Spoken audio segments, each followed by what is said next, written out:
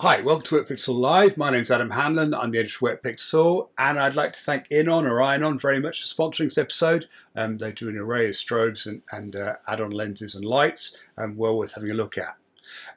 While I'm on the subject of introductions, I'd like to introduce you to Alex Mustard. Hi, Alex. Hey, Adam. Good to be here. Our regular expert on all things underwater photography. I thought I'd ask him something that happens sometimes when we're away is my strobes aren't working. Help. What do I do? Yeah, it's probably the most common complaint in underwater photography with equipment. Actually, people always worry about floods, but it's nearly always flash guns. I think that and firing them that cause problems. And I think the reason for that is that, first of all, flash guns are very high performance pieces of equipment, just the energy going through them, and they're doing all that in a small sealed box that has to be waterproof, airtight, and obviously all that huge amount of energy being pumped out of it. And it's no surprise they have issues, but actually more often than the flash guns being unreliable is all the gubbins that we use to connect those flash guns back to the housing, all the way from the camera sending the signal all the way down, the various cables that we're using to the flash. I think that's where more of the problems start. But anyway, Adam, I can't believe your flash guns aren't working. So why are you asking me this question? Well, I actually know if my flash guns are working or not. I haven't had them underwater for so long. No, it's more that on the forum at the moment, there's quite a lot of inquiries about people with specific problems. And it struck me as being, an idea of actually kind of trying to troubleshoot, or the steps we should take to troubleshoot a flash. And I'm going to kind of, I guess, break it down. And the first thing we should probably talk about is how we generate a flash to signal to then is subsequently be signaled to the actual strobes themselves. And this will normally be something that takes place inside the housing.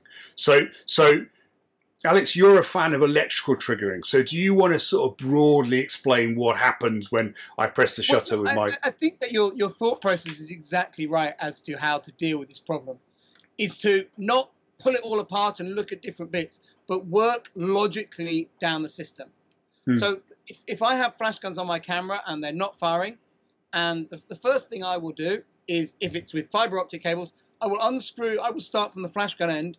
I will unscrew the cables from the back of the flash guns and look to see if there's a light flashing down there.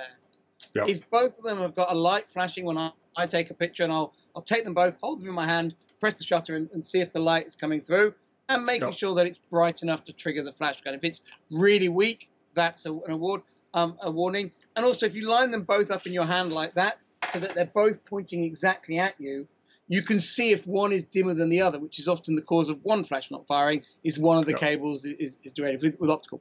With electronic flash guns, you can't test them the same way. So what you should do at that point is, if only one of them is firing, you should immediately unscrew the cables and swap them over. And that's true whether it's fiber optics or electronic syncing. If only one of your flash guns is doing it, swapping the cables over will tell you straight away if the issue is cable and camera, or cable and sync socket on the camera, or whether it's flash gun end. And obviously, if the flash gun, if your left and right flash guns, if it's this one that's not firing and this one's firing away, and you swap the cables over and suddenly this one's not firing and this one's firing away, the flash guns are fine, and the problem is in the electronic circuitry. So that, I think, is the best way to start off, because it gives you lots of answers very quickly. If the problem is the flash gun won't fire with either cable, you then need to start looking at the flash gun. Well, I think the other thing that you've got as well is I would tend to swap the cables rather than the flash guns, because then I'm testing both cable and flash gun. So yeah, that's I what would I was trying to say was swap the cables and the flash gun. Sorry, yeah. So so I would put my left strobe on my right bulkhead and vice versa. Yeah, you just unscrew those, and then. Yeah, and then work your way back to the camera.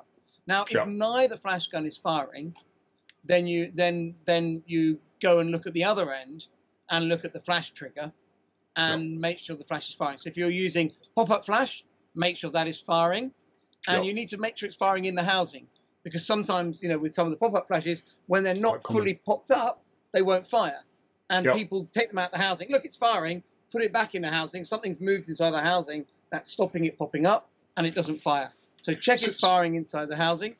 If it's some models, some models of housings actually have a lever that depresses the pop-up, and it can sit in between closed and open. So when you pull it out of the camera, it pops open, you press it, it goes fine. When you stick it in, it pushes it back down again. And it won't, the pop-up flash will only activate when it's fully popped up.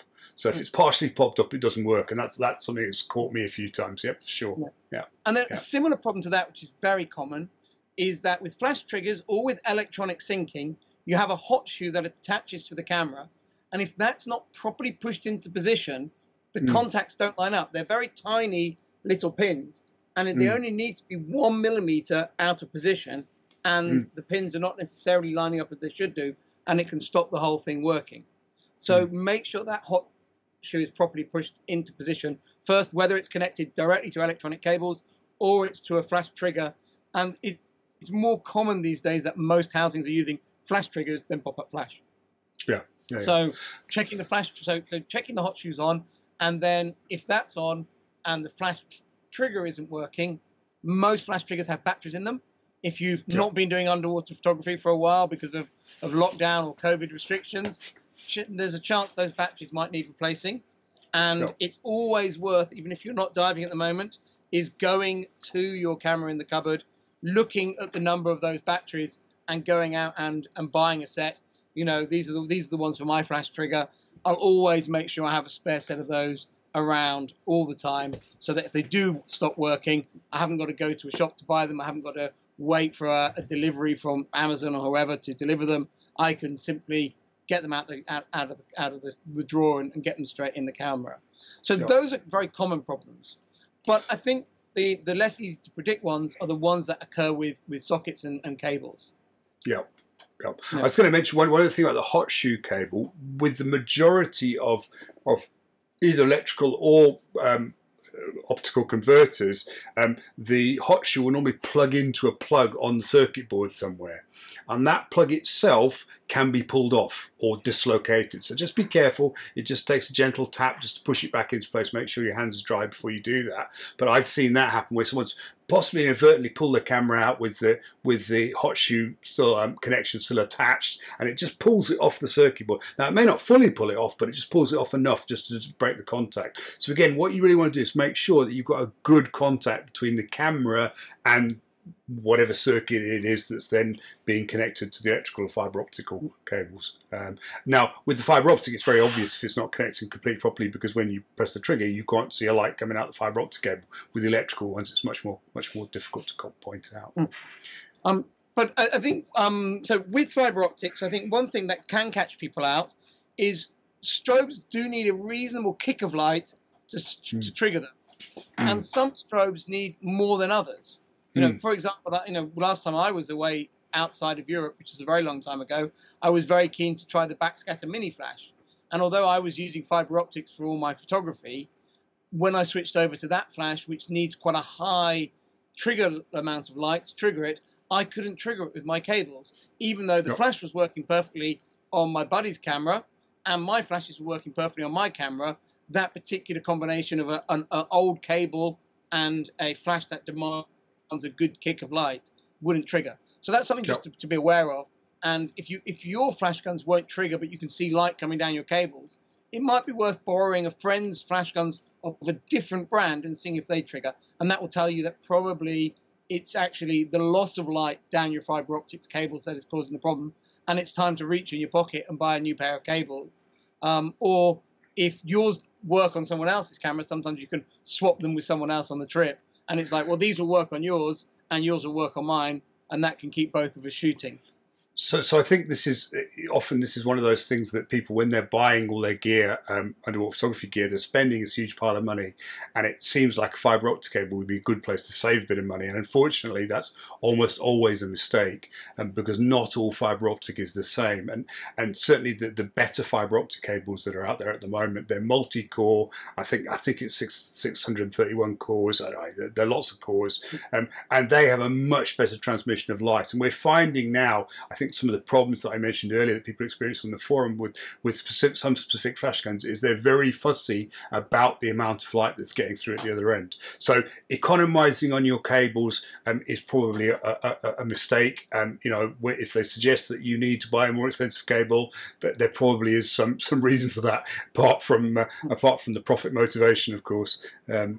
It's worth mentioning as well that there were some types of optical flash generators that generated a red light. This was quite common a few years ago, and by my understanding, some strobes won't work with red light. It has to be a white light. So again, this is something worth checking out when you're putting your camera system together, is just to find out, and again the Wetpixel forum is probably a good place to search this, is to find out what color light the actual flash needs. You know, I think most of the newer ones now do have white light, but some of the older ones, I'm aware of any that won't fire on the red lights. Yeah, I think some of the CNCs wouldn't fire on the red light actually. So some of the YSD2 series, and obviously the YSD3, which is coming out now, no one's quite sure what it does and doesn't work on. We know it works very well with conventional white light, but it may not work with red light. So it's worth just checking it out to make sure that it is the case. The issue is also that when the manufacturers test their equipment, they get nice new off-the-shelf cables, plug them into their flash guns. Yeah, these work brilliantly. What they don't, what it's impossible for them to compensate for is, the average underwater photographer in the field who's, fiber optic cables have been stretched a few too many times, and they've probably got a bit they've got damage. They have light leakage maybe on the sides, or the terminations are not as good as they used to be, and they had to reattach them, and all those things rob light of the system, and then make things less capable to fire. And it was something that possibly is not particular underwater. Sometimes I've actually solved problems by if there's a bubble inside the actual connector. So when you've gone underwater, the air hasn't escaped out of the actual connector that connects either on the camera end or the strobe end. Both can be the case depending on the types of connectors that have been used. It's worth just unscrewing them, make sure there's no bubbles, and then screwing them back down. So if it's working perfectly at the surface but not working as well underwater, that can be a reason for it not working as well. So yeah. The reason that the camera manufacturers put these quite high trigger levels on them is to stop them firing if someone else's flash goes off nearby, or sunlight triggers them, or that sort of thing. So it's why they can't just make them super sensitive, because otherwise they'd be flashing off all the time. And it's about finding that compromise point. And I know I was trying an experimental flash trigger a couple of years ago and trying some stuff, and I was keen to try this flash trigger during this trip, but it gave a very weak pulse of light. And I was testing the new Retro Pro strobes at the same time for another reason. And this very weak flash trigger I was using wouldn't trigger the strobes. And because that strobe has got the Bluetooth capability, I actually emailed Retro and said, look, it's not triggering the strobe because I'm using this test thing. Is there anything you can do about it? And they said, yes, we can actually make you a custom setting on the strobe where it's extra sensitive. So I actually had them. So one of the user settings on that strobe was the super sensitive triggering one, right? And it would flash on its own sometimes because it was so sensitive, but it would always flash with this really weak cable.